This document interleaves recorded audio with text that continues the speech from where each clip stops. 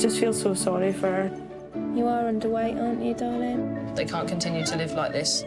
Across the country are people who've dedicated their lives rushing to rescue any animal in trouble. Oh, mate! Yeah, it's coming, it's coming. Right, go on, mate. Bye, friend. And helping stamp out cruelty and neglect. Hello, sunshine. That's not looking good. We can't stay here. She's not going to kill the cow. But how much commitment and sacrifice is needed to actually become an RSPCA inspector? You've done so well to get here. Now, let's see how good this group really is. Each year, the charity puts a new group through a comprehensive training regime. Climb in! In this series, we're following the latest batch of trainees as they're pushed to the limit, hoping to pass the rigorous tests to qualify for the role. But it's absolutely killed me inside. They must endure a series of make-or-break physical tests, Okay, I'm on this. I've got it. become experts on every aspect of animal welfare law, If I had this much stress and anxiety with other jobs, I probably would have walked by now. and learn to cope with the harsh realities of the job. If you don't open the door, I will have to phone the police. That's the first time that I've been, like, knocked for 6. If they can't make the grade, It is literally pass or fail. Oh, God. they'll be sent home. It's really important that you get it right. So, can these ordinary people Have I got everybody? survive an extraordinary year of training Don't let go. Oh, my God, OK. under constant pressure to seize the chance of a lifetime and land their dream job? Nice one. Out of my comfort zone, I won't lie. See you all at graduation.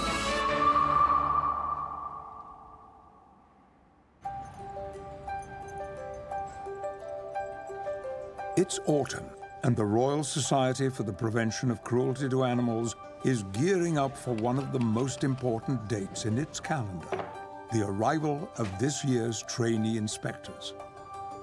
As a former inspector herself, course leader Edwina Daniels knows how difficult it is just getting this far. We had over 4,000 people apply for this course, and that was for 25 places.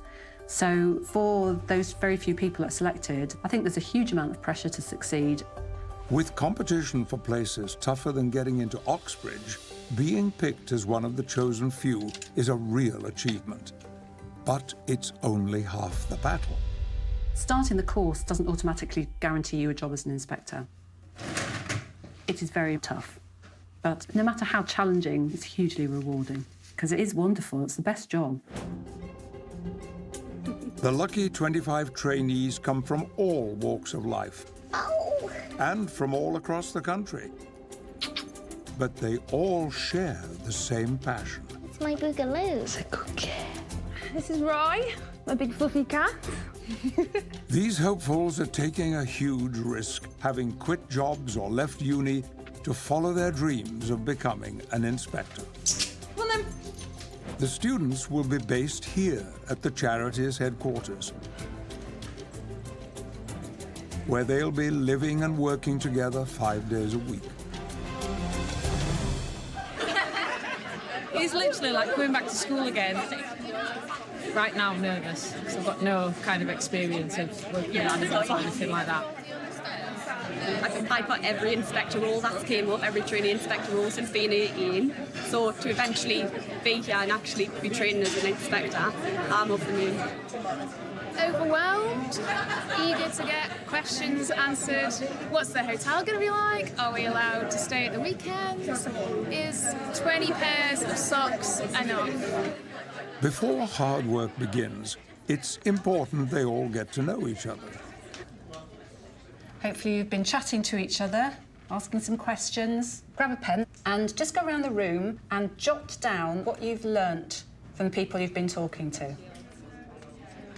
Among the group is a former probation officer, estate agent, ex-police officer, and prison warden. The students come from all sorts of different backgrounds. I think that mixture adds to a breadth of skills and knowledge that they can bring to this role. OK, so what we'd like you to do now is have a look at your own flip chart poster now. Is it true? I just want to know a little bit about you and why you're here. What's brought you here? Got a boyfriend at home. He actually proposed to me on Saturday, so he's like my fiancé. But I don't like saying that's cringe, isn't it? But yeah. And I've got a dog as well. He's called Diddy, so I miss him a lot as well. Probably more than my boyfriend, actually. I was previously a student. I studied applied animal science. I gave up my third year to be here, and I have a house rabbit who lives in my bedroom. I did try 7 different outfits on before leaving the hotel. I just was like, I don't know what to wear, I want to make a good impression. So you'll see all the other 7 outfits. With introductions over... Thank you very much. Thank you. Classes begin. We spend a lot of time on this course making sure that you have the knowledge available to investigate properly. From a procedural point of view, it's really important that you get it right. The new recruits are all here, hoping to graduate as inspectors and join the 340 already working throughout the country. The role involves rushing to the rescue of any animal in trouble. Hello, sweetheart. And if necessary, helping prosecute those breaking the laws that protect all animal species found in the UK. There we go. But for the students, being offered the post isn't a done deal. So let's move on to the first topic, which is elements of an offence.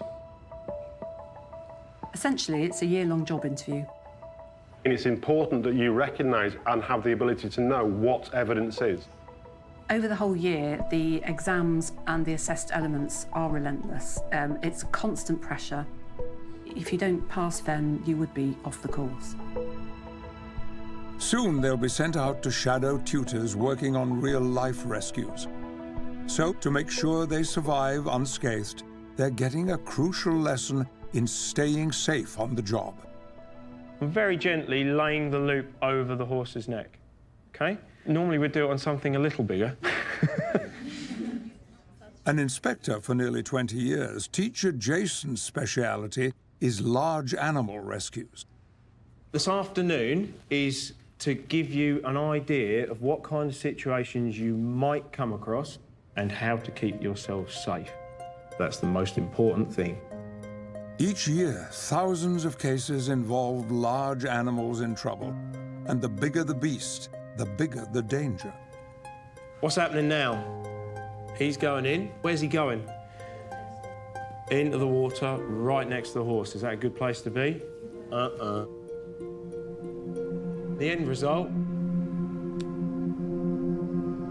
unfortunately, he had a broken leg and a broken pelvis. OK?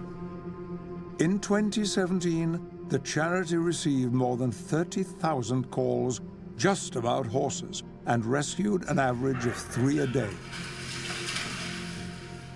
They'll pick up on whether you're scared, whether you're angry, whether you're excited. They will pick up on that, and all it will do is stress the animal out. 23-year-old Nat from Surrey is a former estate agent. Where are you going? Come here. But selling houses wasn't her first choice of career. He's great. I've been interested in around animals literally since birth. What are you doing? My parents have always had dogs, so they've always just been an integral part of my life. Hey, you good boy. Nat has had a support role within the organisation, and despite her home being full of rescues, there's one animal she's dreading handling. So I have a very slight fear of horses because when I was 5, I got trampled. My knee was quite badly hurt, but I don't think I've actually got back on the horse. Classic. A 500-kilo horse kicking and rearing up, it's a risk. It's a risk to your life. The job of an inspector contains quite a lot of high-risk situations. The mantra that we work to as far as safety is self, team, casualty. Horses kick, cows tread on your toes, dogs bite, cats scratch, the list goes on and on. The animal is the main hazard you're going to deal with. Don't forget that. It's not all cute and fluffy, sometimes animals don't want to be rescued.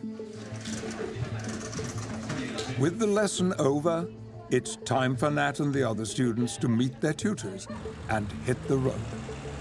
That first period shadowing inspectors can be very emotional. They're starting to see the pressure that they might find themselves under.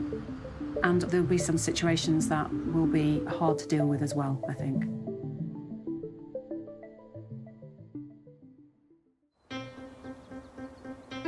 Well, there's no turning back now.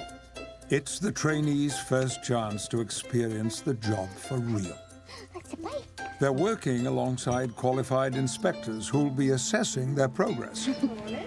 Good morning. They have no idea what they're going to come across or how they'll react. Let's rock and roll. Time for a deep breath. Because my window's getting misty. Stop breathing. Thank you.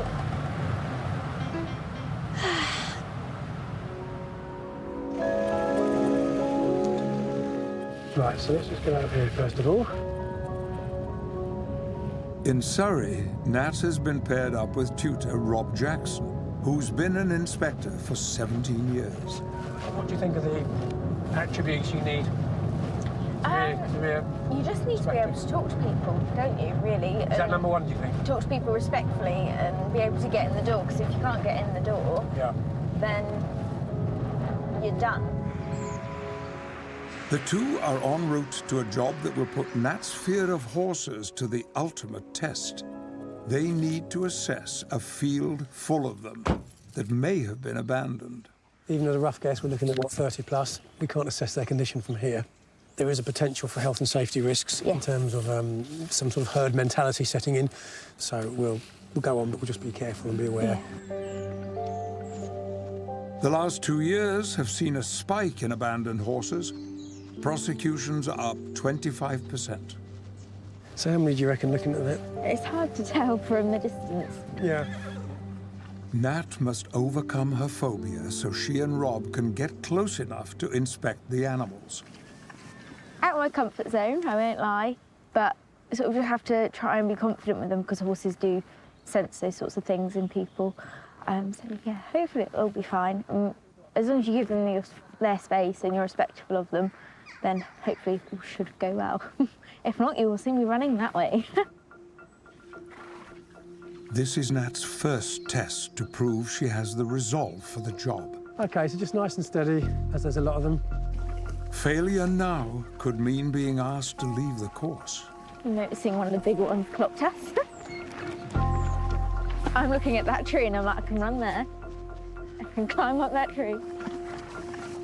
If we walk sort of around anti-clockwise way and just have a sort of glance behind, obviously don't get too in the backs of them. No.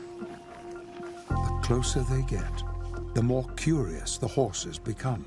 Got one or two coming to say hello, so just be aware. But Nat's determined to stand her ground. Hello, you're quite confident, aren't you? See the little whiskers here? Yeah.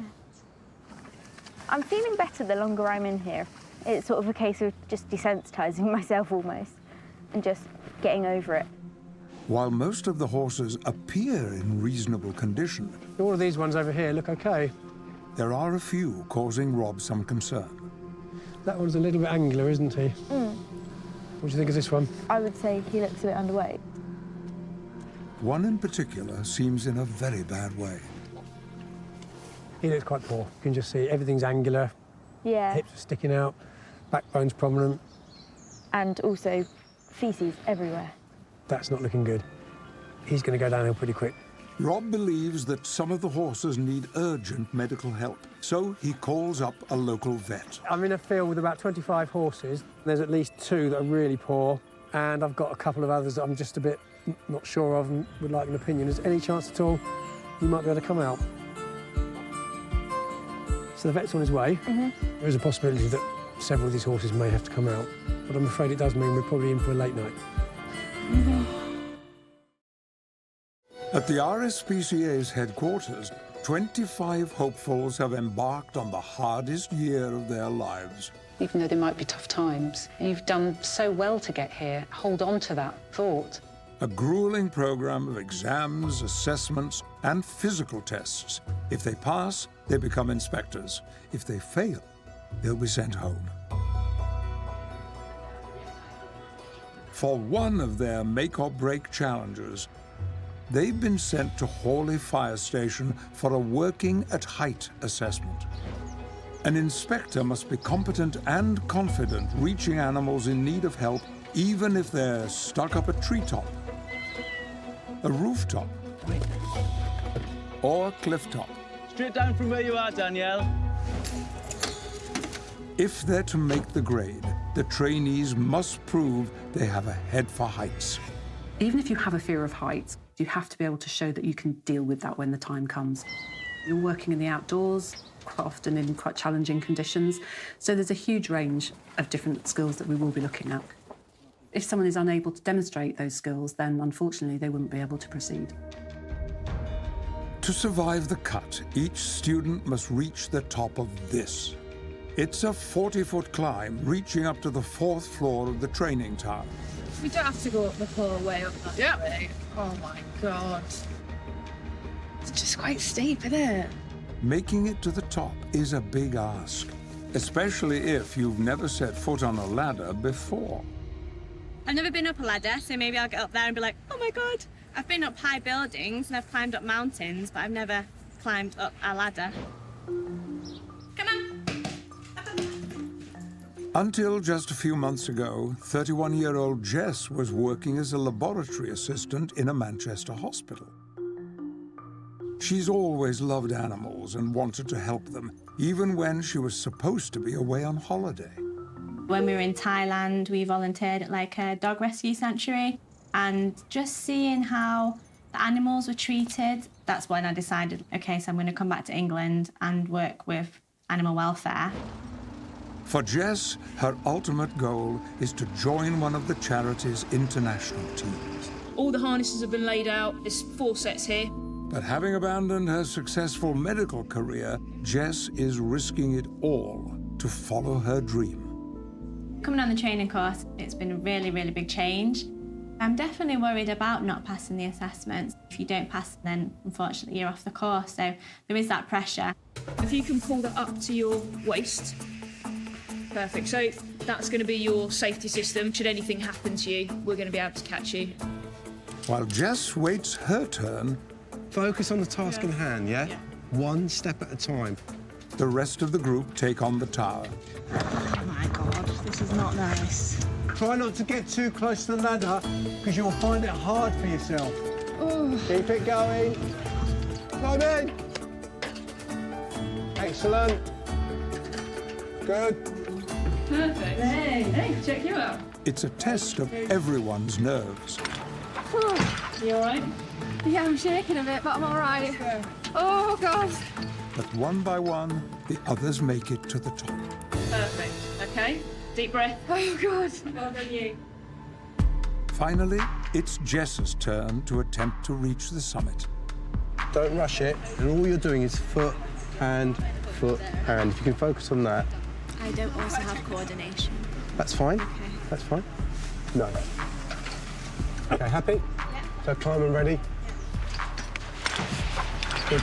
Good. That's it. Perfect. When you're at the bottom, you're just kind of concentrating on getting to the top. Steady your way. It's quite scary being that high up. I mean, to be honest, the ladders didn't look that safe. They looked quite rickety. As you'll notice, the ladder gets a bit smaller as you go up. For some reason, I decided to look over the edge, and then I was like, oh, shouldn't have done that. Good. Good.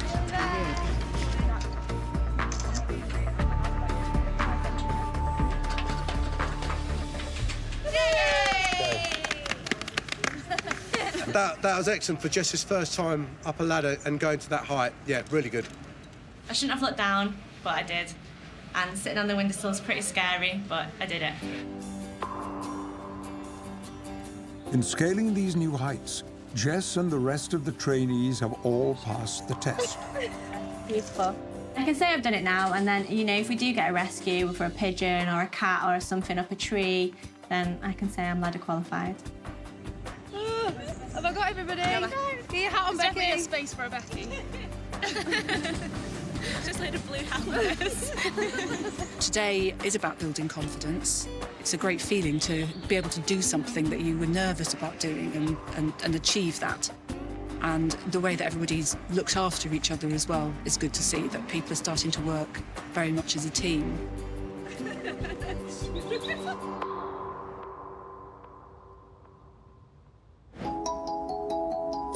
But for the trainees, there's no let-up. There's always another test just around the corner.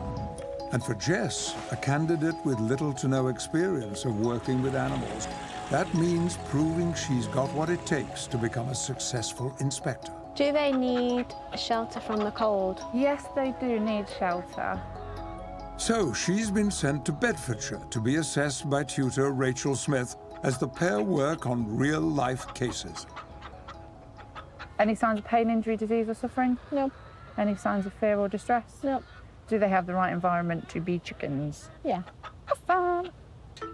Rachel graduated from animal rescue school 7 years ago. Right, if I'm driving, need the van keys. Inspectors usually work alone, so having company is a bit of a novelty. Why do I feel like really upright? Because I put it really up. Oh my God. This is the problem when you let someone really short drive your van. They interfere with your driving seat. Oh, I feel like somebody's been through my neck control. The pair have just received a call about a confused cat that's wandered into someone's home and seems in a bad way. It's emaciated, it's a stray cat, it's in a bit of a state and it's got a growth under one of its eyes. Okay. So it definitely needs looking at. Yep. The charity rescues over 30,000 cats each year. A Good Samaritan has been looking after this one, but it's up to Rachel and Jess to decide what to do next. Hello, RSPCA. Yeah, he's round in this bit. Brilliant. He is really skinny, isn't he? And he's eating the food that you've given him? We've down 2 full packets, yeah, and a bowl of water there. OK, so he's had quite a bit. I wonder if maybe he's just an old cat and he's just got a little bit disorientated, which is quite common, I think, when they're a little bit elderly. Do you want to check for a microchip? So press the big red button and then literally just run it over his back. Yep, all the way around. Hello. Do all down the fronts, like down here. No, so there's no microchip or anything found. With no way of tracing the owner and nowhere else for the cat to go, Rachel decides the best plan is to take it to a vet. We'll get him checked out and we'll go from there. Thank you so much for giving us a call. Okay. But first, in an effort to track down its owner, they put up missing posters around the neighbourhood.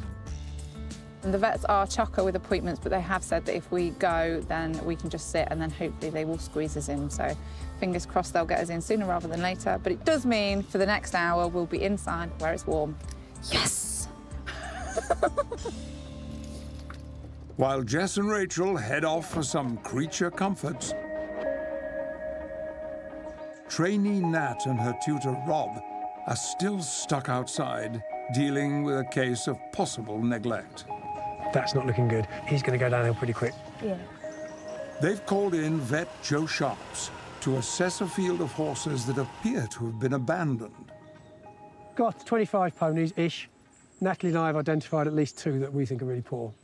It doesn't take Joe long to work out those most in need of his attention. We need to see if we can catch those 2. Yeah. So I can put my hands on them. OK. Both looking extremely thin and quite weak. So OK. First action, if we can try to get them caught, get some head collars, Go see if we them. can catch them so I can perform a proper clinical exam on them. Joe needs Nat's help restraining the horse, but she'll need to battle her deep-rooted fear and show she's up to the job. These sort of horses have never really been handled, so we just need to be really calm, quiet. Once they get wound up, it's really difficult to calm them down again. While Joe begins his examination, Nat needs to try and keep the horse and herself calm.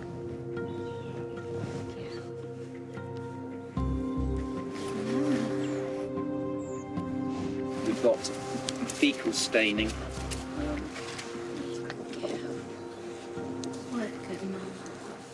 I think she's doing really well, actually. I think she is getting more relaxed the longer we've been here. I'm watching her now. She's actually standing there and having a little moment with the horse there. So, yeah, I think we're making progress. Aren't you being good? Nat's clearly impressed Rob, but the news on the horse isn't so positive. a mare who's got a foal suckling at the minute. She's in an emaciated body condition school. She's very thin. You can feel her backbone and you can feel all her ribs. Certainly, at the moment, it's my opinion that she is suffering because of her condition.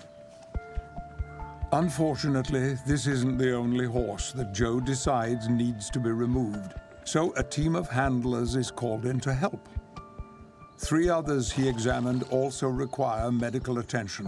One in particular is in a critical condition. The vet has scored her 0 out of 5, which is about as low as you can get and still be on your feet, really. So clearly it's suffering and it can't stay here. She's fit to travel, so we'll get her away and hopefully, again, we can make some improvement. All we can do is do our best with them. At least you'll have somewhere nice and warm to go tonight.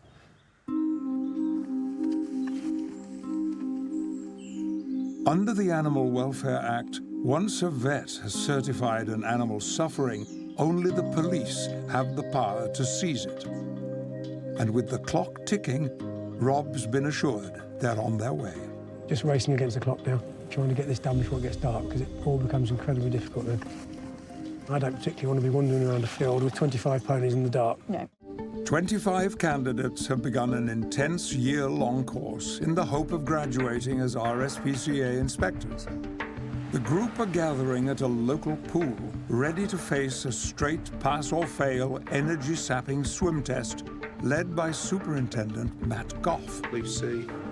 It's an important day for the trainees. It is literally pass or fail, and if they can't meet the standard here, then they go home.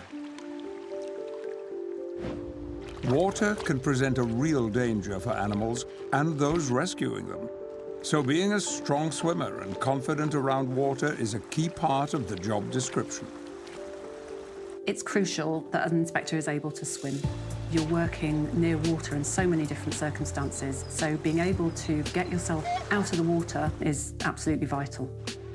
The students are being challenged to swim 50 meters in under 2.5 minutes, made even tougher by being fully clothed.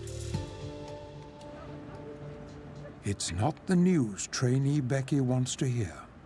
Today I'm feeling nervous because although I can swim, I'm not a water baby, because in my opinion, humans shouldn't be in water. So please. Good boy. 31-year-old Becky from Yorkshire has quit her job as an archaeologist to take her place on the course. I'm 99.9% sure that I made the right decision giving up archaeology and coming to do this.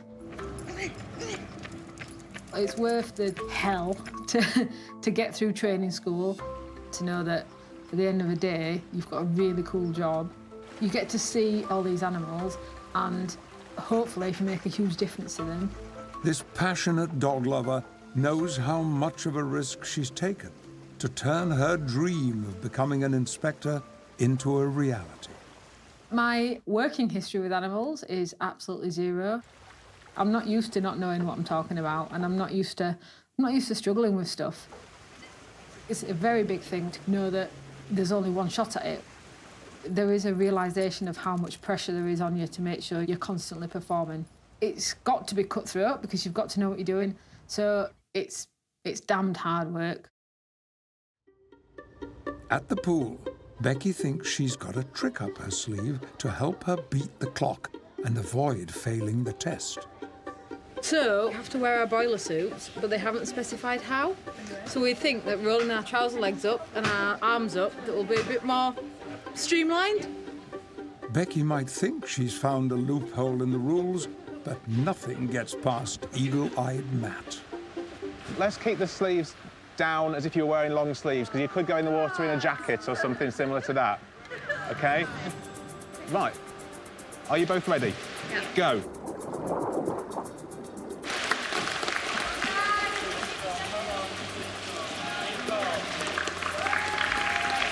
Brilliant. You were well in there. You're 118. Go. They may not be winning any prizes for style. Come on now. Hand on the end. Brilliant. Joanne and Lucy. But the swimmers are making the distance in the required time. Brilliant. Nearly there. You were in. You were on 212.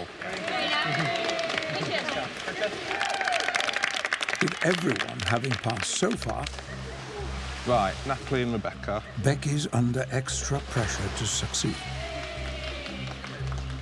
I just don't like swimming. I don't like water. 3, 2, 1, go. I was that kid that, oh no, I've forgotten my swimming costume, or oh no, I've hurt my leg. I quite often faked verrucas. I'm just not a fan of water. Brilliant. Good work.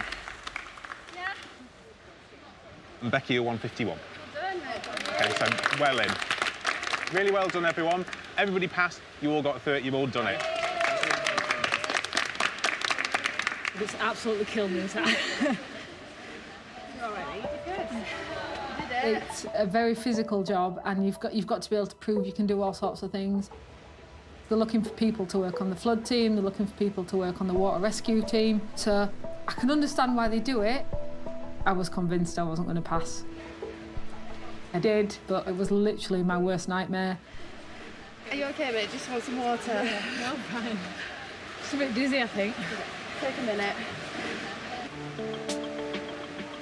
Becky and all the trainees have survived the cut this time. But there are plenty more tests to come. Next up for Becky is a spell out on the road working alongside a tutor. I've got my eye on a Ford Ranger, so I like to have a good look at it. She's been sent to her home county of Yorkshire, working the beat with Animal Collection Officer John Greaves. Their first job of the day is to see if they can help a tawny owl that's been found injured by the side of the road. Do we know what's happened to the owl, why it's... Because obviously if a member of the public's caught it, then it's not. No, the fact that it's sat on the floor. Yeah. I've got a feeling it's been clipped by a car. They've come to a local vet's where the owl is currently being looked after. Yeah, love. We've come for the owl. He was doing really well before. We did crop feed him and he took it really well, so he's had about 4 meals of food. Wings seem to be okay, but we haven't had an x-ray or anything like that. He seems in relatively He's in good condition. Yeah. Now, she does look unresponsive. She should be following your finger in. But tawnies do this. They're one of the species that pretend to be dead. Right. I've noticed he's got a few raised knuckles, which is evident it could have been clipped. John wants to take the owl to a specialist for a second opinion. So Becky's first challenge is to help get the owl safely into the box, ready for the journey. And it's getting a bit louder now. So do you put it in the box? Yep. Just keeping it nice and quiet. Just in case it decides to try and take off. It's my first time picking up an owl. So I was expecting as soon as John got hold of him for the wings to flap and everything, but actually it was a lot calmer and a lot easier. But it makes identifying what's wrong with him quite hard, because you don't know whether he's concussed or whether he's just, like, scared and playing concussed. So what I'll do is I'll just put that over the top of him. And it's to do with anything to do with shock. The best thing is to get it quiet, get it dark. Yep. Yeah, and that'll counteract any sort of shock and get him warm. Mm-hmm. Keeping him warm. Yep. OK. Take care. John decides to let Becky take the lead when they get to the centre, run by Choreoraptor Care. Don't get too cocky. Yeah. Because it's when the least expect it, is when it all goes wrong. Yeah. The charity's manager, Nick Henderson, has been rehabilitating sick and injured birds for over 30 years. So this is my first time at getting an owl out of a box, so we'll see how this goes. Just watch your fingers. Becky's keen to get to grips with her first owl. Unfortunately, the feeling's mutual. Even that's got your finger now, yeah. It's got it already. Yeah, all right, yeah. Go on then, give us a tip. Okay, How don't worry. How do I get my glove back? No, you've done everything perfectly well. That is exactly it. Just peel the talons back. All right. Very slowly. The main thing is you don't get nailed. You okay? There we go. There we go, lovely. Right, should we have a quick look at it? Yep. See the head movement's all right. Oh, just a slight bang on the wing there, but like you say, there's nothing serious. It just needs a bit of TLC. Nick will monitor the owl until the bird gets his strength back and is ready to be released into the wild. He's beautiful. Yeah. Tonight I'll get some food into him. I've got some mice ready. Really pleased with that.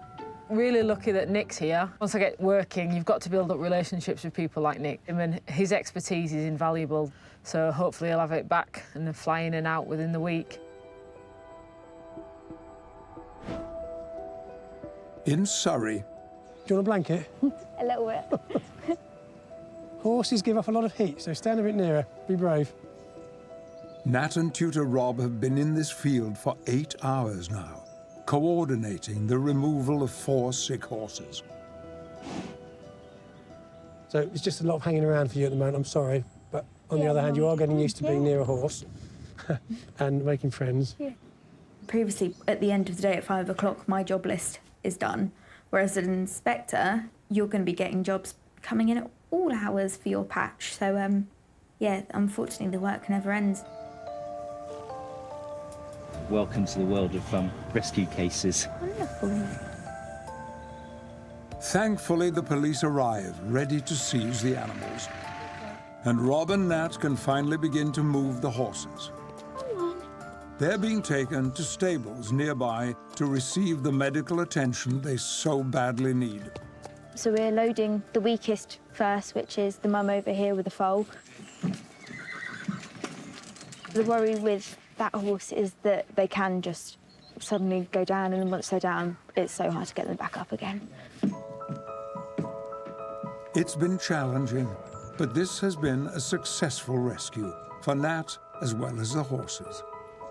In terms of my learning, my development, this is the best, worst situation we could come across because it is my weakness that I don't know my equines and I'm not necessarily as comfortable with them.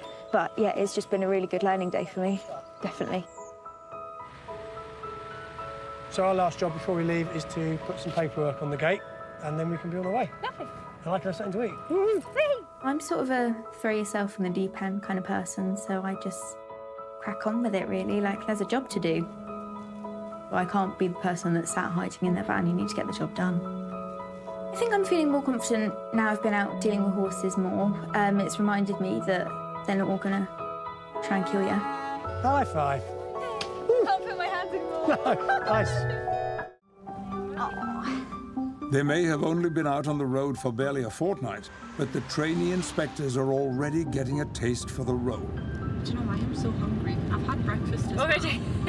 Long hours spent in the van. There's a little bakery down here. You know all the weird little places. You do, you get to know them. Going from job to job leaves little time for the bare necessities. You also get to know where all the public toilets are as well. I think I know where a lot of them when Brian are Yeah, now. exactly. Forgot my spoon. I really want to eat my pasta.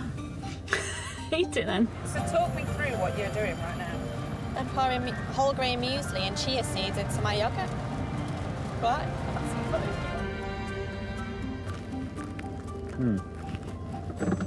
What's that? Is that yogurt? Can't be your thing, was it? I can't have a white stain there. Have you got any wipes? Like all the group, former archaeologist Becky is out doing what she's signed up for, helping improve the lives of animals. But this passionate dog owner is about to learn there's not always a happy ending. Becky's been called on to investigate the case of a dead dog found hidden in a pile of rubbish. It's a case that even the most hardened of inspectors would find deeply distressing. We've got a dog that's been picked up from fly tip site in West Yorkshire.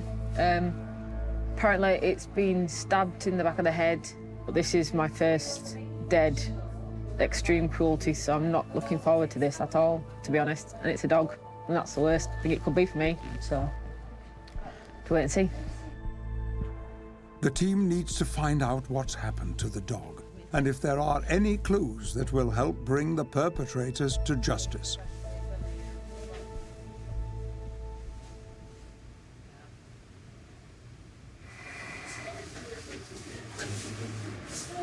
You can see his legs tied up in his collar. When he was found, both of his legs were up through there. It's in good health otherwise, but he's just got a wound to the back of his head.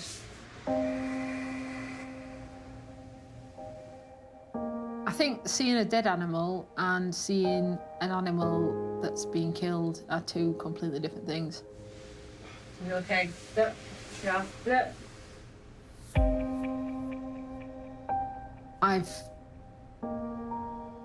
I thought I was quite tough. They tell you in inspector school that it's going to be hard. They'll tell you that you'll see some horrible stuff. But I had not seen a dog that somebody had stabbed in the back of the head. I was under no illusion that this course was going to be hard, but this has been, first to admit it, this has been the hardest thing I've ever done in my life. We found them in suitcases in parks and in rivers, in canals, so again, this is another not very nice part of the job. I think you've just got to accept that, not accept that it goes on, but accept it for what it is. It is a horrendous piece of cruelty, and your job is to find the person responsible. Hopefully, with a lot of inquiries and press releases, we'll be able to get... Fingers crossed. Fingers crossed. Fingers crossed somebody recognises him and we can get some justice for him. That's the first time anything's made me, like, sick to my stomach. He's in good nick. And then somebody's done that to him, it's horrific. No. That's the first time on this training course that I've been, like, knocked for 6.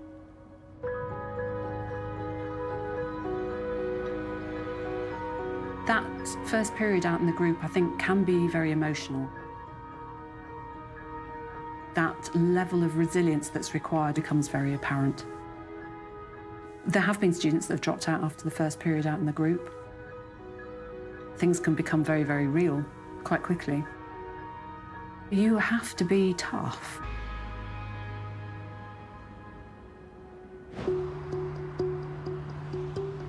Well done, Laura. Right, what can I do? 2 weeks shadowing tutors, and the students are discovering that becoming an inspector will push them emotionally. Hello. But for this group of animal lovers, the rewards of the job are also clear to see.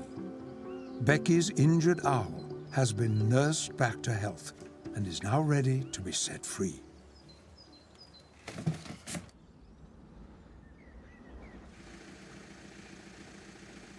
Working as an RSPCA inspector has been quite hard, and I've seen some quite horrible things and people that don't treat their animals the best. So to have a nice evening like this, where we're getting to release an owl back that we've managed to rehabilitate, is kind of the perks of the job.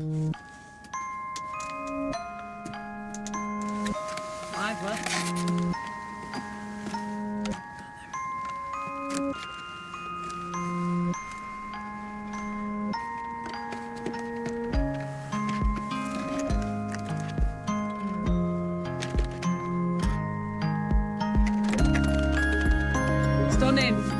Lovely to see him fly off. Took a bit of persuasion to get out of the box, but he was gone. He was obviously ready to go. So really good to see. It's nice to see getting wild animals back in the wild and back out where we should be. If you noticed, he orientated himself, so he knew exactly where he was going. Yeah. Moments like that make the job all worth it. That is a real perk to spend your evening releasing tawny owls. I hope the students enjoy everything about being out there, because it is wonderful. It's the best job. It's great when they come back and you can see a real spark there. I think the students will feel buzzing, actually. Yeah, that they've gone out there and they've made a difference to a lot of animals. It's really good to be out with the tutors because you actually get a feel for what the job is. Good girl. One of those things that I love about this job is every day brings something new, and for me, like, that's brilliant. Will you take him to the vets then? Yeah. I just can't wait. Just can't wait to be a proper inspector.